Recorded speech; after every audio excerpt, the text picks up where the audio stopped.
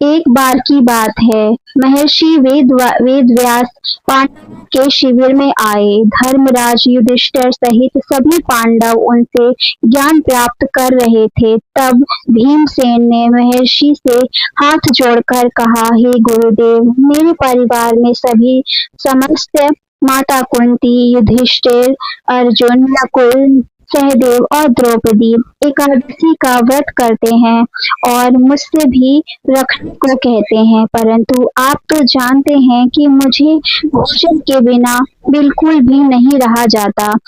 क्या बिना उपवास किए मुझे मोक्ष और एकादशी का पुण्य मिल सकता है?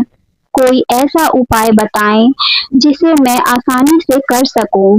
भीमसेन की बात सुनकर महर्षि वेदव्यास ने मुस्कुराते हुए कहा, हे भीमसेन, यदि तुम स्वर्गलोक की प्राप्ति चाहते हो और नरक से बचना चाहते हो तो तुम्हें दोनों पक्ष, शुक्ल और कृष्ण पक्ष की एकादशी का उपवास करना चाहिए।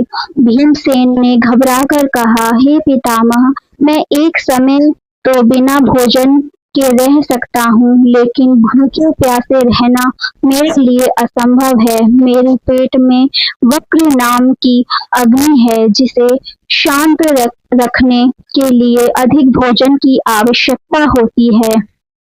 आप मुझे कोई ऐसा एक व्रत बताएं जिससे पूरे वर्ष का व्रतों का फल मिल सके। भीमसेन की लाचारी और धर्म के प्रति उनकी सच्ची लगन को देखकर महर्षि वेदव्यास ने कहा, हे भीमसेन, ज्येष्ठ मास के शुक्ल पक्ष की एकादशी को निर्जला एकादशी कहते हैं।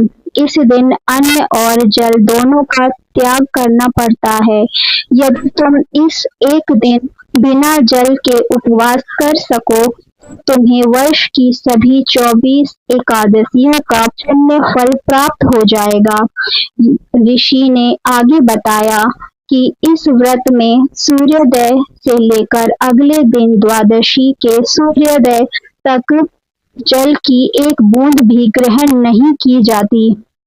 महर्षि ने कहा कि इस व्रत को रखने से सभी पापों का नाश होता है और मृत्यु के पश्चात सीधे वैकुंठ धाम की प्राप्ति होती है। भीमसेन मान गए और उन्होंने पूरी श्रद्धा और नियम के साथ निर्जला एकादशी का कठिन व्रत रखा। बिना पानी के उपवास करने के कारण भीमसेन मूर्छित हो गए और अंततः उन्होंने अगले दिन सुबह जल ग्रहण करके अपना व्रत खोला। इस कारण से निर्जला एकादशी को भीमसेनी एकादशी या पांडव एकादशी के नाम से भी जाना जाता है।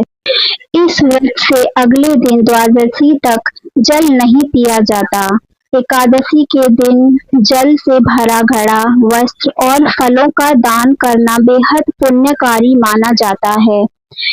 मान्यता है कि जो मनुष्य इस व्रत को पूरी निष्ठा से करता है, उसे मृत्यु के समय यमदूतों का भय नहीं रहता और स्वयं विष्णुदूत उसे ले जाते हैं। भक्तों, एकादशी व्रत जरूर करना चाहिए। दोस्तों, हमारे चैनल को लाइक एंड सब्सक्राइब करना ना भूलें।